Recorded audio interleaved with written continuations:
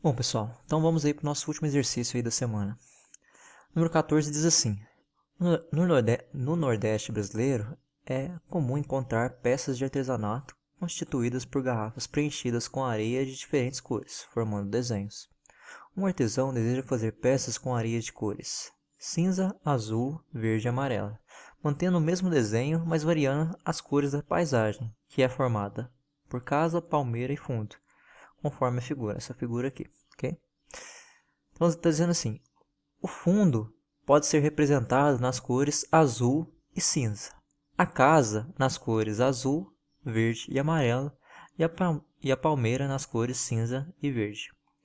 Bom, se o fundo não pode ter a mesma cor nem da casa e nem da palmeira por uma questão de contraste, então o número de variações que podem ser obtidas para a paisagem é.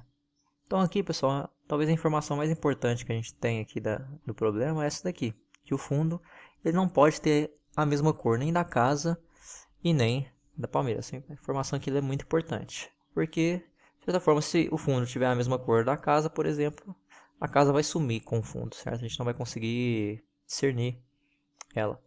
Então, vamos lá. Bom, pessoal, o que a gente tem que identificar aqui, ó, a partir dessa informação, que o fundo não pode ter nem a mesma cor da casa e nem da palmeira, é que o fundo é a situação mais restritiva. Como assim situação? Escolher uma cor para o fundo é a situação mais restritiva. Porque tanto na escolha das cores do fundo, ela pode influenciar na cor da casa, como também na cor da palmeira, como também escolher cores para casa e escolher cores para palmeiras influenciam no número de escolhas do fundo. Então ela é a situação mais restritiva. Bom, então é por isso que a gente tem que começar a partir dela. Então a gente vai começar escolhendo as cores do fundo, certo? E você pode ver que a gente tem duas situações. Por que a gente tem duas situações se a gente vai começar pela escolhas de possibilidades de cores para fundo? Bom, porque a gente só tem duas possibilidades de cores para o fundo. Ou a gente utiliza a azul ou a cinza. Então a gente vai considerar essas duas situações. Primeiro a gente vai trabalhar considerando o fundo azul, e depois a gente vai trabalhar considerando o fundo cinza. A gente precisa abrir dessas duas situações para conseguir resolver o exercício corretamente. Okay? Então, vamos lá. Vamos anotar então as informações que a gente tem sobre o problema. Bom, a gente sabe que as cores do fundo podem ser azul e cinza, certo? As cores da casa podem ser azul, verde e amarela. E para a palmeira a gente pode pintar de cinza ou verde, certo? Bom, então vejam aí que justamente para a gente determinar a quantidade de paisagens que a gente pode formar com o fundo azul, é justamente determinar aqui cada uma dessas quantidades, certo? Porque a gente faz o produto delas e encontra a quantidade, ok? Bom, então vejam aqui, pessoal. Quero determinar então a quantidade de opções que a gente tem para colocar no fundo. Bom, mas se eu estou dizendo para vocês que essa situação eu estou considerando azul, estou falando para vocês que o fundo nessa situação aqui é azul, certo? Só pode ser a cor azul.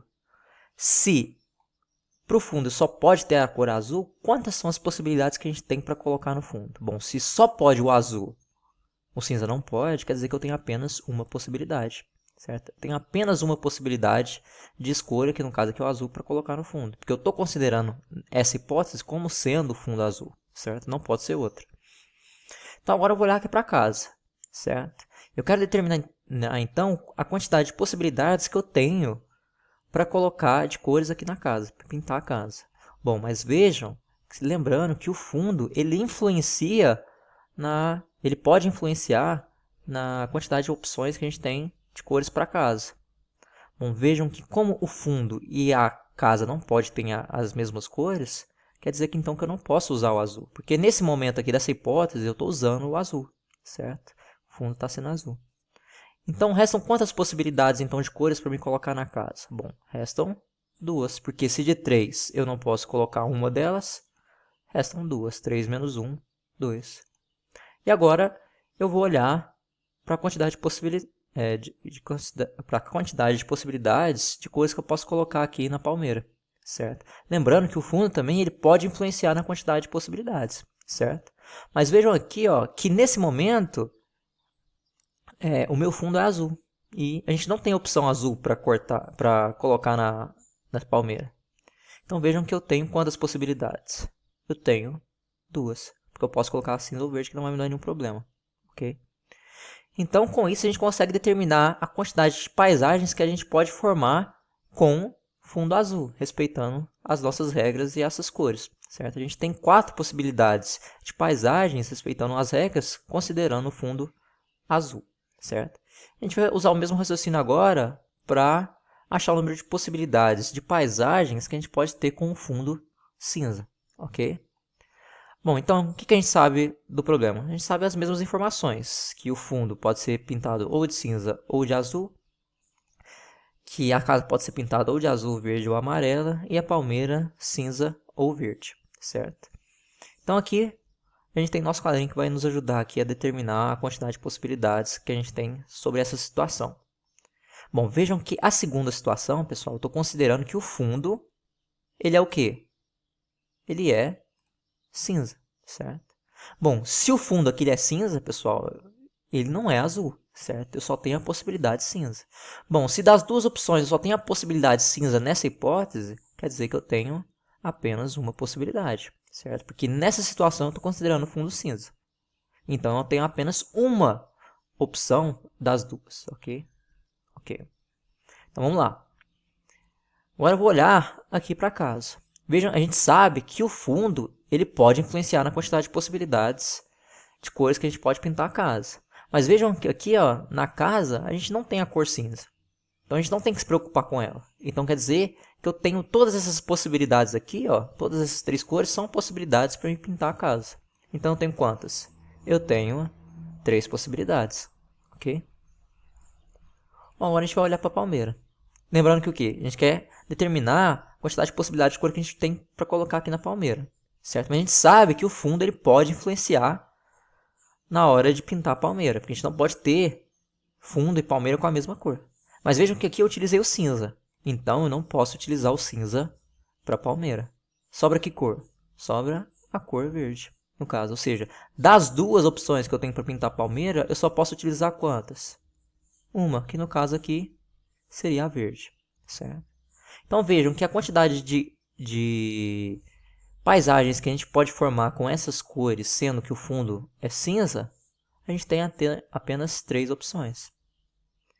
E vejam o seguinte, pessoal, que a gente dividiu esse problema em 2 situações, certo? Ou é dessa forma, ou é dessa.